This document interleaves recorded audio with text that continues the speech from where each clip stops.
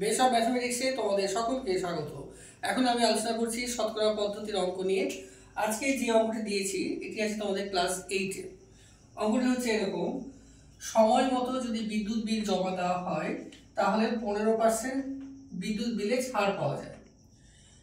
এবার এইভাবে এক ব্যক্তি মনে করো সময় মতো বিদ্যুৎ বিল দিল, দিয়ে সে 54 টাকা ছাড় পেল, তাহলে বিদ্যুৎ বিলের পরিমাণ কত ছিল, এটি প্রশ্ন করেছে। এখন এখানে আমরা দেখি শতকরা দিয়েছে কি 15% ছাড়।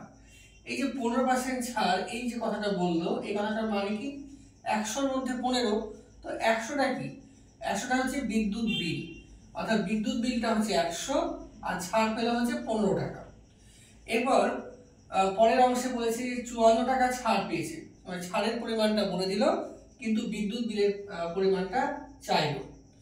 অর্থাৎ এই যে 15%টা বলেছে এটা কিন্তু বিদ্যুৎ বিলের উপরে 15% বলেছে, 15% বলেছে, তাহলে তো বিদ্যুৎ বিলের পরিমাণ যদি বলা থাকতো তাহলে কিন্তু আমরা সরাসরি অঙ্ক করতে পারতাম শতকরার নিয়মে।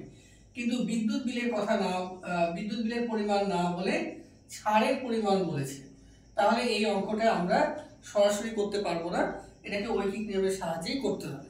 তাহলে ঐকিক নিয়মের সাহায্যে করি। ঐকিক নিয়মের সাহায্যে এভাবে করবো: 15% ছাড় পাওয়া যাচ্ছে, অর্থাৎ 100 হচ্ছে মোট বিদ্যুৎ বিল, এটা হচ্ছে বিদ্যুৎ বিল,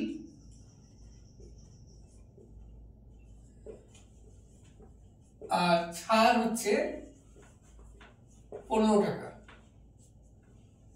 এবার পরের লাইনে ছাড়ের পরিমাণ বলে দিয়েছে 54 টাকা, তাই ছাড় হচ্ছে 54 টাকা, আর এই বিদ্যুৎ বিলটা চেয়েছে।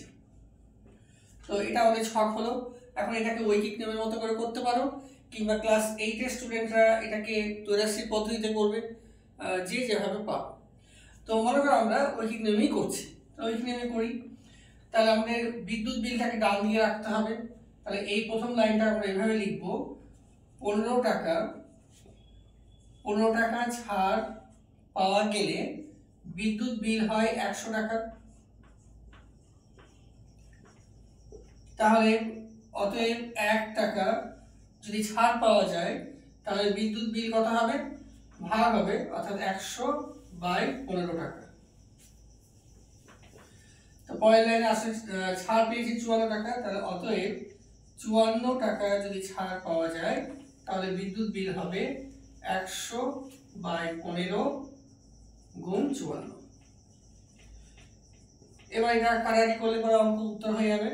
5 দিয়ে কাটো, 3 5 15, 5 20 100, 3 দিয়ে কাটো, 3 18 54, তাহলে 18 2 36, 360 টাকা। তো এটি ছিল ক্লাস 8-এর একটি গুরুত্বপূর্ণ অঙ্ক। এভাবে ক্লাস 8-এরও আরো কয়েকটি গুরুত্বপূর্ণ শতকরা অঙ্ক আছে, এটা নিয়ে আগামী পর্বে আলোচনা করব। তোমরা দেখতে থাকো। Thank you.